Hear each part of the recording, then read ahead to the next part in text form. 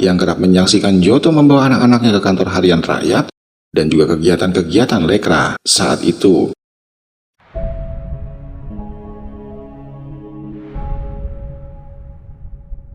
Assalamualaikum warahmatullahi wabarakatuh. Berjumpa lagi di postingan Barai Pembelajar Channel yang kali ini kita masih mengulik sejarah masa lampau. Sedikit mengenal profil tentang Joto. Melalui buku Joto, yaitu peniup saksofon di tengah prahara, figur Joto digambarkan lebih dekat kepada Bung Karno. Untuk itulah ia dinobatkan sebagai Soekarnoisme ketimbang Marxisme atau Leninisme, yaitu sebuah paham ideologi resmi partainya, Partai Komunis Indonesia. Akan tetapi, dalam diskusi menyambut hari kelahiran Joto di tanggal 17 Januari tahun 1927, seorang bernama Sabar Anantaguna membantah keras pernyataan tersebut. Teman sekolah yang akrab dan sekaligus kolega dari Joto di Lekra justru lebih suka menggunakan istilah Soekarno-Jotois. Kalau orang menyebut Joto sebagai Soekarnois, maka saya menjawab Soekarno-Jotois. Kenapa? Karena Soekarno dekat dengan PKI, itu karena Joto, ujar Sabar Anantaguna saat itu. Sabar menganggap Joto yang sebagai teman dekatnya adalah orang yang memegang teguh prinsip dan tidak mudah goyah dalam keadaan apapun. Bahkan jika pidato-pidato Bung Karno di tahun 60-an semakin condong ke Marxisme, maka hal itu tidak lepas dari pengaruh seorang yang bernama Joto. Joto sendiri tidak semudah itu mengubah pendiriannya. Itu terlihat sejak dia masih kecil hingga terjun ke dalam pergerakan hingga aktif dalam politik, ujar Sabar. Dalam pengamatan Martin Aleda, yang bekas wartawan harian rakyat saat itu, yang ditugaskan mengcover Bung Karno, Joto merupakan orang kepercayaan Bung Karno saat itu. Dalam banyak kesempatan di Istana Negara, Bung Karno sering atau kerap memanggil stafnya dan mempertanyakan keberadaan Joto. Hal ini memberikan ilustrasi betapa dekatnya saat itu Bung Karno dengan Joto. Martin Aleda pun mengungkapkan salah satu pernyataan Bung Karno saat itu.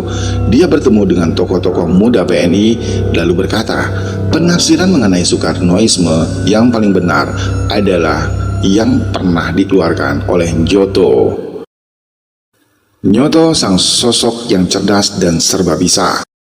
Masih dari pengakuan Sabar Anantaguna yang sahabat dari Joto ketika masih menjadi teman sekelas Joto di Mulo, Solo, mengaku bahwa Joto merupakan sosok yang sangat cerdas dan juga pandai.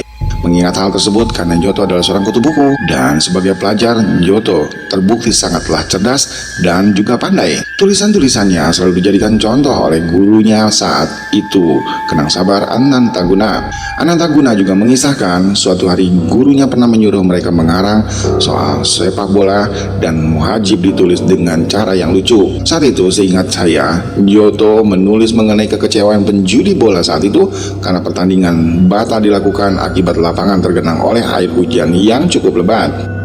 Joto yang juga lebih tua 2 tahun dibandingkan Anantaguna memperlihatkan kecerdasannya dan kepandaiannya saat itu menjadi politikus. Tidak mengherankan meski baru berusia 17 tahun, Joto sudah menjadi anggota Komite Nasional Indonesia atau Pusat KNIB, semacam parlemen pasca di masa awal Republik di Yogyakarta. Dengan kepandaian dan juga kecerdasannya, Joto menjadi seorang politisi ulung di usia yang masih terbilang sangat muda. Dan selain itu, menurut Anantaguna, Joto adalah seorang orator yang sangat hebat. Dengan kepandaian dan kecerdasannya saat itu, Joto berhasil menjadi seorang politisi ulung di usia yang masih relatif muda, terbilang bahkan sangat muda. Menurut Anantaguna pun, Joto seorang orator yang sangat hebat. Berbeda dengan kebanyakan orator, Joto selalu berpidato dengan beretika dan menggunakan penjelasan rasional. Tak pernah memakai kata-kata kasar dan juga caci maki. Dia menggunakan berbagai macam retorika-retorika yang sangat ulung dan berkelas. Meski Joto tak pernah menimba sebuah ilmu di universitas atau belajar di luar negeri, namun Sabar Anantaguna mengakui bahwa pengetahuan seorang Joto sangatlah luas sekali. Wawasannya terbilang sangat ulung, terutama di bidang politik, filsafat, dan juga budaya. Joto yang dikenal tidak banyak bicara tersebut dikenal juga sebagai seorang tokoh yang memiliki karisma dan pengaruh sangat kuat terhadap orang-orang di sekitarnya.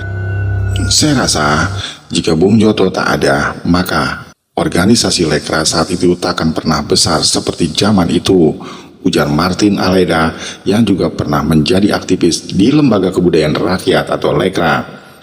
Begitu juga dengan kebesaran Partai Komunis Indonesia, tak lepas dari pengaruh seorang Joto yang pada saat itu berhasil mendekatkan PKI dengan Bung Karno. Selain kehebatan di bidang politik, Joto juga terbukti dikenal sebagai seorang pemain musik dan pecinta olahraga. Musik yang kerap dimainkan oleh Joto adalah alat musik elektron dan juga piano dan juga saksofon. Namun Joto diketahui pandai memainkan banyak alat musik seperti biola, gitar, dan juga klarinet serta lain-lainnya. Saya jarang melihat Joto memainkan saksofon, tetapi dia memang sangat pintar memainkan elektron. Saat ada acara di istana, Joto juga sering bergabung dengan pemain musik dan memainkan elektron untuk mengiringi tari lenzo yang juga dilihat oleh para pejabat saat itu. Martin juga menduga Joto adalah seorang jago bela diri, di mana seorang pengawalnya yang bernama Hardono adalah seorang ahli bela diri dan kemungkinan besar Joto pernah belajar dengannya. Dan mungkin sedikit di antara kita mengetahui bahwa Joto pernah menjadi penasihat Persatuan Sepak Bola seluruh Indonesia yang sekarang dikenal bernama PSSI. Pemikiran politik. Mantan pimpinan Partai Rakyat Demokratik atau PRD sekaligus mahasiswa filsafat STF Driyakara Anom Astika mengatakan orang ini punya kemampuan jika dalam filsafat berbicara dan menulis dengan memberikan arah atau orientasi politik. Anom Astika kemudian menunjukkan satu petikan tulisan Joto yang menjelaskan hal tersebut. Ada orang-orang yang mengejek Lenin dengan menuduhnya orang gila. Apa yang perlu bagi rakyat pekerja memang gila di mata borjuis dan kaum tuan tanah saat itu. Dan sebagaimana setiap tamu Soviet kini bisa menyaksikan, elektrifikasi seluruh negeri itu sudah telah terlaksana.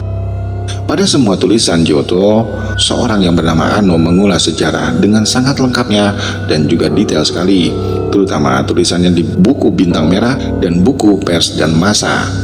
Meskipun banyak tulisan Joto yang memuji-muji negara Uni Soviet saat itu, tapi ia selalu berusaha menempatkan revolusi Indonesia seakan berbeda dengan revolusi Rusia. Karakter independennya selalu nampak mencolok, ujar mantan tahanan politik rezim Soeharto tersebut. Anom juga mengkritik sebuah pernyataan dalam pengantar buku Joto, sang peniup saksofon di tengah prahara yang diterbitkan oleh majalah Tempo saat itu, bahwa Joto menghayati Marxisme dan Leninisme, namun kenyataannya tak menganggap yang kapitalis harus selalu dimusuhi. Menurut Anom Astika, komunisme memang tak pernah memusuhi kapitalis, tetapi dimusuhi komunisme adalah relasi produksi yang dihasilkan oleh kapitalisme. Di luar diperkirakan orang, sebagaimana sering dituduhkan kepada Stalinisme, Joto adalah seorang pribadi yang sangat menghargai perbedaan pendapat dan selalu mencari arti penting dari sebuah perbedaan pendapat tersebut. Joto seorang seniman yang juga disegani oleh banyak seniman. Dalam kesempatan yang lain, Joto juga pernah menulis mengenai peringatan kematian Beethoven. Di zaman baru, koran terbitan milik Lekra saat itu ada upaya penteorisasian aktivitas kesenian rakyat, salah satunya penteorisasian musik alu atau semacam pertunjukan memukul alu dalam lesung. Di organisasi Lekra, organisasi kebudayaan tempat Joto berkecimpung, Sabar Antaguna menyatakan bahwa Joto tak pernah memaksakan Lekra harus memeluk realisme sosialis. Joto lebih banyak diam. Setelah ada sesuatu yang kurang disetujui, baru dia akan berbicara, ujar Antaguna. Lekra akan menerima semua struktur dan gaya, asalkan itu berpihak kepada perjuangan rakyat saat itu. Joto sangat menyadari bahwa setiap seniman punya jati diri dan juga ide dari masing-masing pendapatnya. Pria pecinta keluarga. Ada seorang bernama Ilham Dayawan, yaitu yang tak lain adalah putra kedua dari Joto, mengaku bahwa ayahnya sangatlah sayang kepada keluarga. Jika berkunjung kemanapun, dia tak pernah melupakan istri dan anak-anaknya. Hal ini juga dibenarkan oleh Martin dan Sabar Anantaguna yang kerap menyaksikan Joto membawa anak-anaknya ke kantor harian rakyat dan juga kegiatan-kegiatan Lekra saat itu. Ilham juga masih mengingat bagaimana koleksi buku-buku ayahnya yang memenuhi ruangan hingga menyundul langit-langit rumah di rumah mereka di Jalan Malang, Jakarta. Rak buku tersebut terdapat di mana-mana, di sudut-sudut sisi rumah, karena koleksinya sangatlah banyak. Giotto juga menyimpan banyak koleksi piringan hitam, bukan saja koleksi musik klasik dari Eropa, tetapi juga musik-musik nasional dan juga daerah. Sebagai anak yang ditinggal ayahnya terlalu cepat dalam usia 8 tahun, ia justru sering merasa galau dan bertanya-tanya, terutama keberadaan Giotto pasca tahun 1965, karena saat itu sangatlah samar dan gelap beritanya. Kita tak pernah tahu bagaimana dia meninggal, dengan cara apa, dan di mana kuburannya. Mempertanyakan akurasi laporan dari majalah Tempo. Sementara itu, rumor perselingkuhan antara Giotto dengan seorang wanita Rusia yang bernama Rita dibantah keras oleh pembicara, yaitu Martin Aleda dan Sabar Anantaguna. Menurut Martin Aleda, gaya sensasional Tempo, terutama dalam mengangkat sosok tokoh Rita dalam kehidupan Giotto, menyebabkan laporan tersebut dipertanyakan akurasinya. Ini benar-benar dikutip habis-habisan oleh Tempo dari Yusuf, yaitu dalam hal ini bernama Yusuf Ishak. Sedangkan Yusuf mendengar rumor itu di penjara Salemba. Apakah benar dengan hal itu? Kata Martin Aleda yang mengaku bahwa laporan Tempo itu mengutip habis-habisan pernyataan Yusuf Ishak dalam sebuah diskusinya. Dan Martin juga menyarankan, jika mau menukik lebih jauh mengenai siapa Rita ini, ada baiknya menggali informasi dari Sibarani, yaitu seorang karikaturis Indonesia di zaman itu yang juga sangat mengenal dan punya hubungan dengan Rita. Sabar Anantaguna menganggap kasus tersebut masih sebatas rumor, sesuatu yang belum tentu benar dan mesti diverifikasi kebenarannya. Giotto adalah orang yang sangat mencintai istrinya, yaitu Sutarni. Hal yang lain yang dibantah dari laporan Tempo saat itu adalah pernyataan bahwa Giotto menghilangkan Hemingway dari catatan. Ini adalah hal yang tak benar, ujar Martin. Yang benar, menurut dia, ketika terjadi kampanye anti film Amerika dan ada baliho tentang film Amerika berjudul The Old Man and the Sea, di situ ada foto Ernest Hemingway sebagai penulisnya. Ketika gambar baliho itu mau dimuat di Harian Rakyat, Giotto menghitamkan nama Ernest Hemingway tersebut karena Giotto sangat tahu bahwa Hemingway adalah seorang yang berpikiran maju dan bersahabat dengan Fidel Castro serta sering memancing bersama-sama. Kabar mengenai perpecahan Giotto, Aidit, dan G30S. Giotto adalah orang yang sangat teguh pendiriannya, tak mudah untuk berganti ideologi dengan mudah. Dengan demikian adalah tak benar untuk menyimpulkan bahwa Giotto telah bergeser dari seorang Marxisme ke Leninisme menjadi seorang Soekarnois. Begitu juga dengan isu perpecahan Giotto dan Aidit. Menurut isunya berhembus menyebabkan Giotto tersingkir dari perahu kepemimpinan Partai Komunis saat itu. Dalam ingatan Anantaguna, Giotto merupakan orang yang sangat cinta kepada partainya dan patuh kepada DN Aidit. Sebagai contoh, Anantaguna mengutip pernyataan Giotto bahwa dia berangkat ke Moskow atas pesan Aidit dan di sana ia mengejek Khrushchev atau Nikita Khrushchev di sana, dan itu pertanda bahwa PKI menentang revisionisme. Dan Giotto tak tahu menahu soal G30S. Anantaguna juga menganggap hal itu mungkin saja. Kalau semua tahu, PKI akan menyelamatkan diri, ujar Antaguna dengan nada berkelakar. Pada intinya, menurut Anantaguna, bukan cuma Giotto yang kemungkinan tak tahu perihal gerakan 30 September, tetapi banyak orang PKI memang tak mengerti tentang hal itu.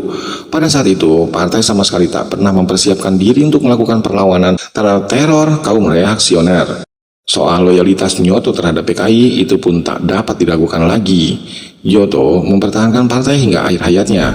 Bahkan Giotto lebih dahulu mati dibanding Aidit. Satu pertanyaan yang diajukan Sabar Anantaguna, jika Giotto memang lebih loyal kepada Bung Karno, lalu mengapa dia tidak pergi ke Bung Karno dan memaki-maki PKI pasca gerakan 30 September?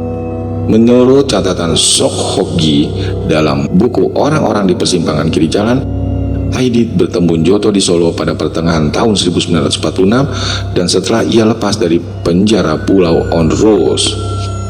Di sisi lain, ada kabar bahwa Lukman Giotto adalah seorang menteri negara pada masa pemerintahan Bung Karno. Giotto juga merupakan wakil ketua CCPKI dan sangat dekat dengan DN Aidit. Giotto menikah dengan salah satu keluarga ningrat di Mangkunegaran Solo yang bernama Sutarni. Wanita priayi ini tak memiliki kegiatan politik apapun dikarenakan dia adalah sosok yang begitu mementingkan keluarga dan anak-anaknya hingga tragedi 1965 meletus. Giotto adalah Menteri Negara dan Wakil Ketua CCPKI hingga dia dihabisi serta istri dan 7 anaknya dijebloskan ke dalam tahanan di Kodim Jalan Setiabudi, Jakarta. Sumber dari Wikipedia pun mengatakan bahwa pada tanggal 11 Maret tahun 1966, sepulang dari sidang kabinet, Giotto diculik oleh sekelompok orang yang tak diketahui identitasnya dalam perjalanan pulang menuju rumahnya di Jalan Tirtayasa. Ada beberapa tahanan politik yang pernah melihatnya di Rutan Salemba, namun setelah itu mereka tak pernah melihat lagi karena kemudian terhembus kabar burung bahwa Giotto sudah dieksekusi di salah satu kepulauan seribu di Teluk, Jakarta. Nah guys, demikian postingan kali ini yang mengulas tokoh-tokoh dari Partai Komunis Indonesia yang diungkap dan diambil dari berbagai sumber yang ada. Silakan jika ada yang ingin menambahkan atau mengkoreksi, dan terima kasih menonton. Semoga postingan ini bermanfaat dan sampai jumpa kembali di postingan berikutnya. Terima kasih menonton. Assalamualaikum warahmatullahi wabarakatuh.